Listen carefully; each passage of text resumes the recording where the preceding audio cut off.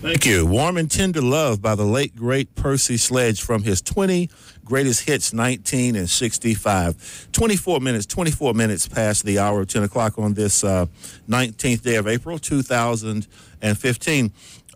Earlier last week, we got the news that Percy Sle had died, an R&B singer whose soulful ballad of eternal love and rejection, one we just played, and there are many, many others, who topped the charts in 1966, died on last Tuesday in Baton Rouge, Louisiana, at the age of 74. And I guess, depending on one's age, it had more of an impact than maybe someone who was just younger, just heard the music, but it did not have the personal impact that it did on me and some others who sort of grew up with Percy Sle. But on the line with me is our friend John Ruherford. John, good morning. Good morning, Hubert. Glad to have you here. Thank you for joining us on such short notice. Oh, thank you. Thank you. In the studio, I have Amy Brown, who is from Louisiana, coincidentally. Amy, say hi so John can hear you, would you? Hi, John. How are you? Hi there. She may want to chime in on the conversation. Sure. She's a big Percy Sle fan. But, John, first of all, you knew Percy Sle, but where were you when you heard the news, and what was your initial reaction? Well, you know, news travels fast now, and I saw it on Facebook. And the first thing I did was call my brother Bill, because Bill and I, as you know, have booked Percy many times in Knoxville over the years.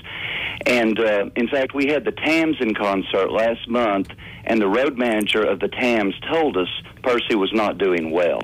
But he didn't elaborate, so it still came as a shock. We didn't know how badly he really was.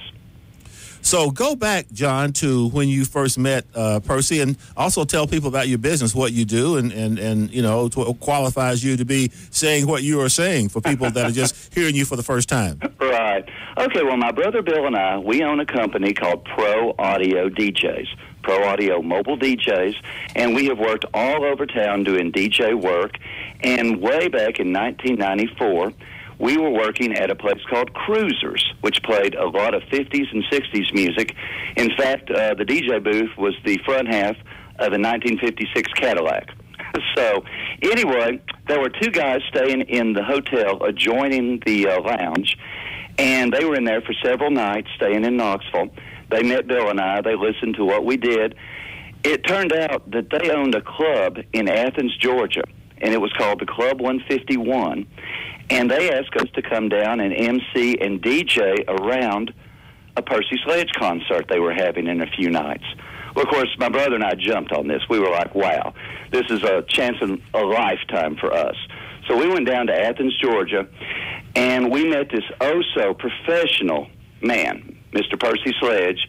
He was such a perfectionist, and the show just went without a hitch. Everything was absolutely great. Then after the show was over with, this guy who had just met Bill and I, he hung out with us for hours, laughing and telling stories and talking to us, and we just became fast friends with Percy Sle. He was the most down-to-earth, wonderful guy you could ever meet. Fantastic. He was called the King of Slow Soul, John. Oh, yes. He lived up to that, didn't he? Yes, he did. He had the audience eating out of the palm of his hand. I mean, he was absolutely great when he took the stage.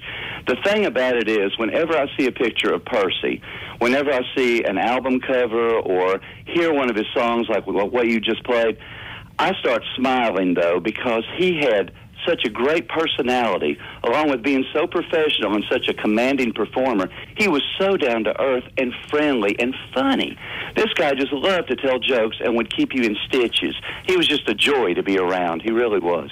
His bio, John, says that he rose to fame after jobs picking cotton and working as a hospital orderly while performing at clubs and colleges on the weekends.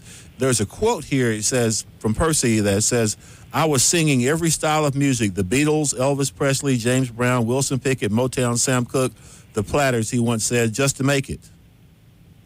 Can you corroborate